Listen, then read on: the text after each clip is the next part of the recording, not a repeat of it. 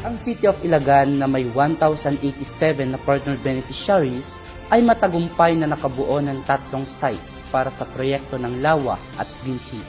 Nagbigay ang LGU ng mapunla at iba pang mga kinakailangan para sa proyekto, habang mga partner beneficiaries, katuwang mga opisyal ng barangay, ay masigasig na nagtulungan sa pag-aalaga at pag-develop ng mga site. Ang Project Lawa at Binhi ay laking tulong at maganda para sa aming benepisyaryo ng Cabecera 1721, 911, tsaka Cabecera 23. Dakil ti may tulong na kada kami dahito yung programa. Lalo no kasto yung awan ti tudo at danton iti pagalan mi iti danom nga pagsibog kada iti mulmulami. Kami po ay nagpapasalamat din sa SWD dahil isa kami po sa nabigyan ng ganitong proyekto na Project Lawa.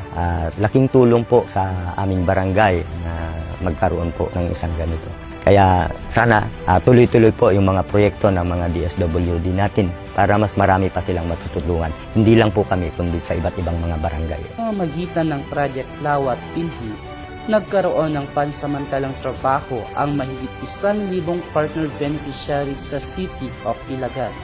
Ito ay nakatulong sa kanilang pang-araw-araw na pangangailangan at nagbigay ng solusyon sa problema ng tagtuyot. Ito ang Project Lawa at Binhi.